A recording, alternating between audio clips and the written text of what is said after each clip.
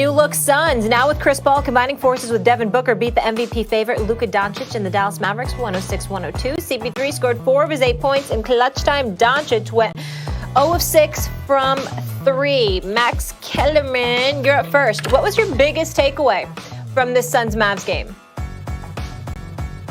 My biggest takeaway was actually that the Mavs are an extremely well-coached team. I mean, we know Carlisle can coach, but what you see on the first game of the season without their second-best player, who, by the way, is a 7'3" monster who you can play 5 out with if you play him at the 5 or the 4, who can bomb from 3, defend the rim, defend in space, completely changes the nature of the other team's offense when he's on the floor defensively, and has not even really reached his full offensive potential yet. You don't even have that guy on the floor, right? And he was a beast in the playoffs, too, until he got hurt. What you see from the Mavs is when a play doesn't work, when a screen's busted, whatever it is, they go to the next play. They have an answer for everything. When the defense adjusts, they have an answer to the defense. They continually answer the defense. And when you see that everyone's where they're supposed to be, the spacing is right immediately. It changes and it's right immediately again. That's an extremely well-coached team with a deep playbook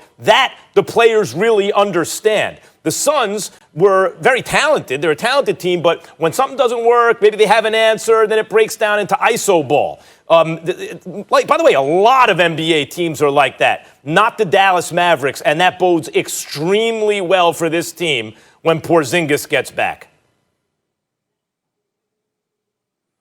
Well, Max, I have to disagree. For myself, watching the game last night, my biggest takeaway was the Phoenix Suns. They look phenomenal on the defensive end. They look like a well-coached team on the defensive end. They held the Mavericks to 42% shooting from the field and 24% shooting from the 3. And they didn't hope they missed. They made them miss. They could test every shot. They was rotating on defense. They was playing boxes and elbows where they didn't have any driving gaps.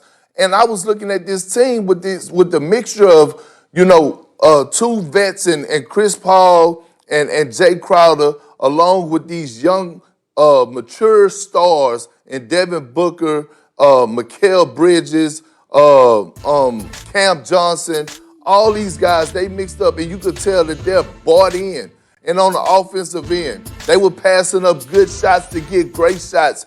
That's a well-coached team. That means they have bought into Monty Williams' system. And when you look at what they did to the Dallas Mavericks, they made them take tough contested shots. Yes, the Mavericks got to the free throw line a lot. Of course, the refs bailed Luka out time and time again, calling fouls that wasn't fouls. But when the Mavs made a run in the second half, guess what happened? The Phoenix Suns didn't hang their head. They weathered the storm. I could count on numerous times that Devin Booker had wide open looks, and they just didn't fall. They did a great job of getting DeAndre Ayton involved on the low block. He made nice post moves. They had a great mixture. They look like a well-coached team, and the Phoenix Suns will be top 5 in the Western Conference. Chris Paul makes it different. Well, look, the Suns, leadership that he's bringing to that ball club.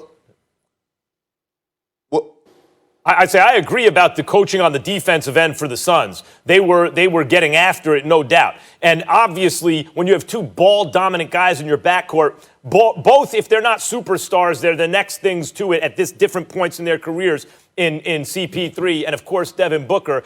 You want real 3-and-D guys who can do that at a high level. And you mentioned it. Cam Johnson and Mikal Bridges are those guys. Crowder is a very versatile player. And when your question mark in terms of what he's going to do is DeAndre Ayton, the number 1 pick, who's already a good player, but maybe could be a really, really good player not too long from now. That's all legit to point that out. I'm saying the Mavericks were playing against that team without their second-best player by far. And what jumped out to me was how well coached they are. When you look at that team and the way they're on offense, yes, Perk, I'm talking about offense. When you look at that team and you see even Luka with a bad game, like Luka was passing up open driving lanes where he really had an easy bucket for these step-back threes, right? And maybe at this point in the season, he's trying to get it going a little bit and seeing what he can do. But I agree. I thought he was making some mental errors on offense. But we all know Luka is a brilliant player. That's not going to continue all season, doing a James Harden imitation when he should be doing something actually more productive than that in the moment.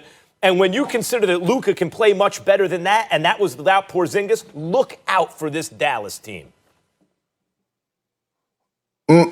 Max, there's no way in hell you and I could have was watching the same game last night, because what I saw a lot of ISO ball out of the Dallas Mavericks. Here, Luka, go make a play, go 1-on-1. Here, Brunson, go 1-on-1. Try to take him down the lane and get shots. Matter of fact, when the Dallas Mavericks, when the second half started, Tim Hardaway Jr.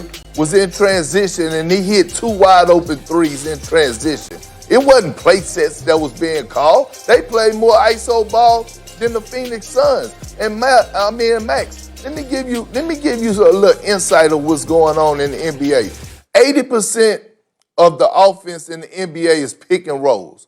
And I thought the Phoenix Suns did a great job of settling down, calling up for screens, DeAndre Ayton running up into pick and rolls for Chris Paul and Devin Booker, getting them downhill, getting them wide open shots to driving kicks. That's good basketball. Now, on the defensive end, they locked the Mavs up. So if you're going to give credit to Rick Carlisle and what he did for us, him coaching, then you damn sure got to give credit to Monty Williams.